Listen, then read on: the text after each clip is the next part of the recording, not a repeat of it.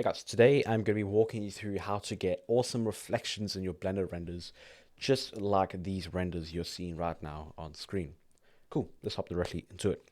So first off, I'm going to just add in a plane and set up a simple material. So let me make this a bit bigger, apply the scale. Let me go just to rendered view like this, and then just to be able to actually preview my render decently, I'm just going to go and turn this over here and just change scene world, turn that off, just so we get some lighting. And then for this cube, I'm just going to hide it for now. Okay, and then I'm just going to bring it back over here, so scene world, just to get some decent lighting in here. You got to set up like a sky text or something, but yeah, that's fine. Okay, so first thing you got to do when setting up a material, I'm just going to select this, and then a very useful thing, if you have Node Wrangler set up, just go Control Alt or Control Shift T, and then go find your texture. I'm just going to grab like a concrete.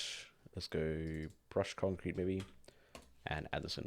Okay, and then you can either just go edit mode and like scale this up to change the size of your texture, or just mess around with this mapping node.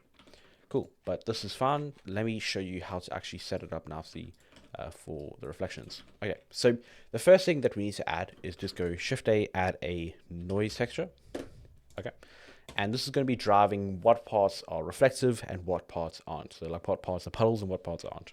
So I'm just going to go add a color ramp and then go mix and grab a mix color and put that on top of the noise texture. So the noise, the roughness, go into the mix, and you grab this one and plug it into the top and drag this to black. So the reason we do this, if I show you now, let me just clamp this. So this is the roughness texture over here. There's not much. If I add a there, so we can actually see it a bit better. Just mess around some of these values. Okay, so now you can actually see the roughness a bit.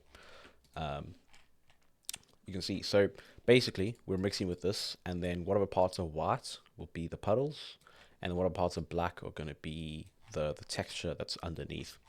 Okay, and then this can be change your scale. You can also add like details so that the edges are like more rough, which is actually kind of recommended, just so it kind of like looks like it's bleeding in. And then if you want to make this slightly better, you can also go add like a second layer that's also like almost the white, just to make it slightly reflective on the edges. It just makes it slightly better when doing it. Yeah, so you can kind of see from your view, or if you want to go just grab Control T if you have Node Wrangler on, and then you can kind of adjust the position to depending on where you want it. Like say you want a reflection of something in your scene directly below here, you can just move it around like this. Okay, I'm quite happy with something like that. Cool. So now if we preview this, we can see that we do have some reflection. Let me take this back down so that you can actually tell. But yeah, you can see we have some parts that are reflective and some parts that are just the normal texture, which is actually looking quite nice. And if we didn't have the displacement or the noise texture, you would be able to see it even better, as you can see in this bottom right corner. Okay, which actually looks quite cool. So what we have to do now, so I'm not going to use a displacement for now. I'm just going to keep this normal map. So you can say basically what we want is we still want the normal map over here, but we don't want it over here. Or we want a different normal map. Okay, so the easiest way to set this up is I usually just go add another noise texture. You can also use a Voronoi texture. But yeah, so I'm going to go there. I'm going to add a bump, and I'm going to add a... Actually, these are fine. Plug that into the hearts, just so we can preview this. So go plug that there. And I'm just going to get rid of these two, just so we can preview the water. Let me make this a bit darker. Okay, so that's way too big, so let's drag this up. You can have like a massive number, and also something you have to do to make it actually look like water is drag down the strength. So make this lower, something like that should be good. Okay, so you can see, so basically just make it look like water. You can also mess around with the detail. So if you drag the detail up, you can make it look like realistic water. You can see like that, especially if you drag the number down. But yeah, so you can see something like that maybe. Okay, so that's a decent like water texture. So I'm going to bring this back here, and then what we can do is go mix color, and then plug these in together, and then take this noise texture and plug that into the factor. So now we have some parts being mixed with the normal map from our bump and some bits being with this. So we plug this back into our normal. You can see that some parts is the original one and some parts is the water. Okay, so let's go add in our roughness. Let's go add in our texture. So plug these back in. Okay, and you can see we actually have some decent reflections.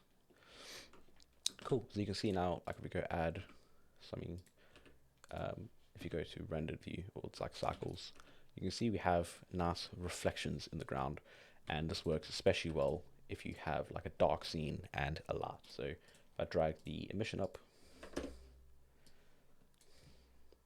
you can see it looks quite nice in the scene. And what another you can do is if you grab another mix, put this on the shader itself, the color, and then plug it in again, and then you could change this base color, plug it into the bottom.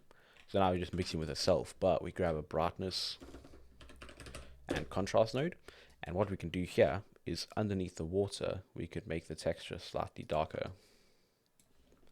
Okay, so this doesn't look great because I'm going to go grab a different node. I'm just going to go grab a huge saturation of value, just so we can grab the saturation down and the value down, because it's like becoming too like yellow almost. But yeah, you can see it's working quite well right now. Yeah, and I'm quite happy with that. So yeah, that's how you make nice reflections. By the way, if you want to check out a cool tutorial on how to make cool materials very simply, click on the screen right now and watch that video now. Cheers.